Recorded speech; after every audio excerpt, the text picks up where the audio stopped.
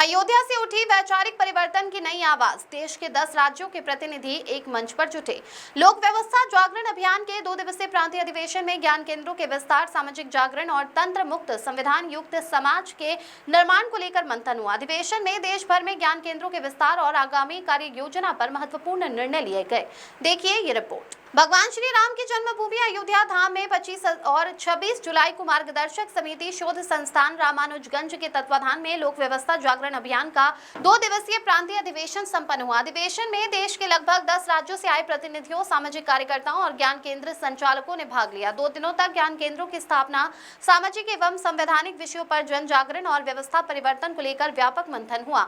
अधिवेशन में आगामी सितंबर में रांची और दिसंबर में उदयपुर या उज्जैन में संयुक्त प्रांतीय अधिवेशन आयोजित करने का निर्णय लिया गया। इस दौरान समाज विज्ञानी ब्रजेश राय की संविधान एवं समाजशास्त्र विषयक पुस्तक का विमोचन भी किया गया। समापन सत्र में बजरंग मुनि जी ने रायपुर से ऑनलाइन जुड़कर कार्यकर्ताओं से देश भर में अधिक से अधिक ज्ञान केंद्र स्थापित करने और समाज में वैचारिक जागरण का अभियान तेज करने का आह्वान किया। अधिवेशन के पीछे उद्देश्य है लोक की अपनी व्यवस्था का निर्माण करना, अर्थात हमारा जो केंद्रीकृत ढांचा है उस केंद्रीकृत ढांचे को अकेंद्रित करना, जिससे परिवार, गांव और समाज इन तीनों इकाइयों को अपना आंतरिक संविधान बनाने और क्रियान्वित करने की छूट मिले।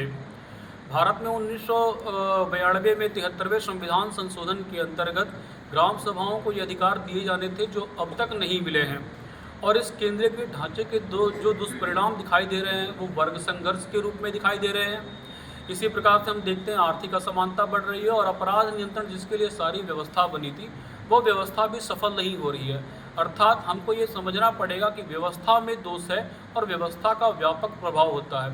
उसी व्यवस्था परिवर्तन के लिए हम लोग जो है ज्ञान केंद्रों के माध्यम से अलग अलग जगह पर जा करके प्रचार कर रहे हैं, विचार कर रहे हैं, ताकि लोगों में समझदारी पड़े और लोगों को ये समझ में आए कि सत्ता परिवर्तन का अर्थ व्यवस्था परिवर्तन नहीं है। सत्ता परिवर्तन अलग चीज़ है, व्यवस्था परिवर्तन अलग चीज़ है।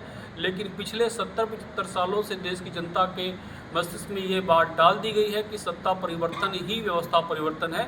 हमारा ये मत है कि अब व्यवस्था को बदलने की आवश्यकता है। पिछले कई सालों में हम लोगों ने सत्ता परिवर्तन करके देख लिया और परिणाम जस का तस है। जनता की कोई सहभागिता नहीं है।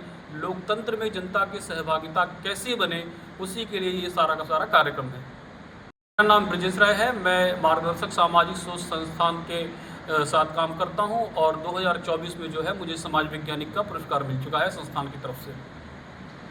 देखिए, ये तो आने वाला समय बताएगा कितना परिवर्तन होता है। असल बात ये है कि जो मार्गदर्शक सामाजिक सोच संस्थान का अनुसंधान है समाज विज्ञान को लेकर, हमारी जिम्मेदारी है कि हम उसे समाज तक पहुंचाएं। यहाँ जो तमाम लोग आए हैं उस वैचारिक ढांचे पर विचार कर रहे हैं, चिंतन कर रहे हैं और बातें समाज तक जाएं। विकेंद्रीयकरण क्या है, सरकार का मतलब क्या है, या जो अभी तक एक पूरी दुनिया में एक ढांचा बना हुआ है, सरकारें पावर सेंट्रलाइज के आधार पर व्यवस्थाएं चलाती हैं और फिर अपनी मनमर्जी के एजेंडे समाज के ऊपर थोपती हैं। तो उसका इलाज क्या होगा, उसका उन्मूलन क्या होगा और सहभागिता जनता की व्यवस्थाओं में किस प्रकार आएगी, इस सारे अधिवेशन का ये उद्देश्य है और हम लोगों के अध्ययन का भी यही उद्देश्य है। ये पहले भी कई बार अधिवेशन आयोजित हुए हैं, ऐसे में कुछ व्यापक परिवर्तन आप लोग को देखने को मिलेगा धरातल पर? देखिए, ऐसा है कि अब से 10-20 साल पहले जब हम देखते थे तो कुछ कम लोग इकट्ठे होते थे इस मामले पर, क्योंकि पब्लिक के नज़रिए से बड़ा नीरस विषय है। एक तो उसे पद प्रतिष्ठा की कोई बात उसको हासिल नहीं होने वाली है। तो अब जो देखने में बात आ रही है, जनता उसके कुछ करीब आना चाह रही है, उससे बात करती है और लोग हमारे साथ जुड़ते हैं, क्योंकि ये तो निश्चित है कि हम ना कोई पद किसी को दे रहे हैं, ना कोई प्रतिष्ठा किसी को दे रहे हैं। केवल और केवल समझ बढ़ाने की बात है। लोग व्यवस्थाओं के बारे में समझें, समाज के बारे में समझें और लोग सबसे बड़ी ये बात समझें कि सरकार और समाज ये दोनों अलग अलग चीज़ें हैं। सरकार का मतलब है समाज की व्यवस्था को चलाने वाली इकाई।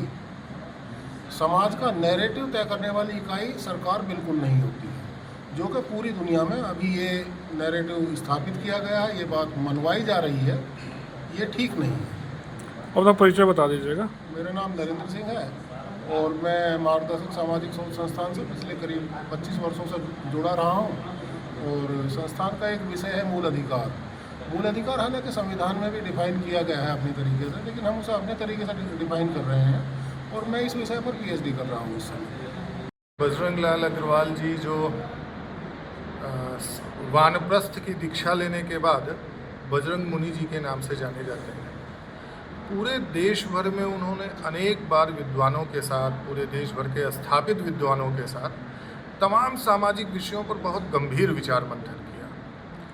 अभी तक उन्होंने उनकी दिशा जो शोध और विचार मंथन तक सीमित रही है। ये पहली बार है कि हम लोग यह प्रयास कर रहे हैं कि बजरंग मुनि जी ने जो निष्कर्ष निकाले, जो उन्होंने महसूस किया कि स्वतंत्रता, सहजीवन और सरकारों की सीमा की बात, समाज सशक्त होना चाहिए, राज्यों को हर मामले में समाज के हस्तक्षेप नहीं करना चाहिए, ये उनकी सोच थी, ये उनका शोध था। हम लोग इसी बात को राष्ट्रीय स्तर पर जनमत तैयार करने का प्रयास कर रहे हैं, लोगों को जागरूक करने का प्रयास कर रहे हैं कि लोग खुद से यह बात कहना शुरू करें कि समाज सर्वोच्च है, कोई व्यक्ति नहीं, कोई सरकार नहीं, कोई व्यवस्था नहीं, लोक महत्वपूर्ण है। लोकतंत्र की स्थापना का उद्देश्य ही हमारे पूर्व पुरुषों का, हमारे स्वतंत्रता सेनानियों का यही था कि लोकतंत्र का जो परिभाषा गांधी जी ने दी कि लोक नियंत्रित तंत्र, बाद में तंत्र को जैसे ही अधिकार मिला उसने इसको पूरी तरह से बदल दिया, कहा कि लोक नियंत्रित नहीं, लोक सिर्फ नियुक्त करने का अधिकार है। उस चीज़ से बाहर निकल करके हम लोग पूरे देश में इस बात का प्रचार प्रसार करते हैं, इस बात को, लोगों को इस बात के लिए जागृत करते हैं या लोगों को सहमत करने का प्रयास करते हैं कि समाज की स्वशासी शक्तियों को हम पुनः स्थापित करें। ये आपने परिवर्तन की बात कही, परिवर्तन की जब बात होती है तो युवा शक्ति काफ़ी महत्व होता है। ऐसे में युवा शक्ति को जोड़ने के लिए क्या कुछ आगे प्रयास करेंगे? देखिए, युवा और बुजुर्ग में सिर्फ इतना है, युवा के पास अगर आप देखिए तो क्षमता है, उनके पास एक भविष्य की संभावना है, भविष्य को लेकर के एक स्वप्न है। बुजुर्ग के पास क्या है? उनके पास अनुभव है। किसी भी संस्था, किसी भी समाज के कार्य के लिए दोनों की महत्व उतना ही है, किसी का कम या किसी का ज़्यादा नहीं। अगर नई पीढ़ियां नहीं जुड़ेंगी तो पुरानी पीढ़ियों का अनुभव कोई उपयोग में नहीं रहेगा, उसका कहीं कोई मतलब नहीं है। यह स्वाभाविक रूप से भी है कि मनुष्य ज्ञान परंपरा के आधार पर अपने पुत्र को भी अपनी विरासत देता है, जिसमें उसका ज्ञान भी है।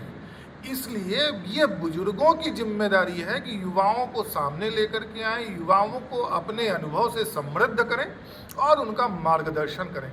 मार्गदर्शक सामाजिक शोध संस्थान इसी बात पर विश्वास करता है और हमेशा इस बात को लेकर के काम करता रहा है कि युवा आगे आएं और उनका मार्गदर्शन जो हो वो बुजुर्गों के हाथ में हो, जिनके पास अनुभव की समृद्ध पूंजी है। परिचय बता दीजिएगा अपना, परिचय आपका। मेरा नाम ज्ञानेंद्र आर्य है, मैं लोक व्यवस्था जागरण अभियान का प्रभारी हूँ।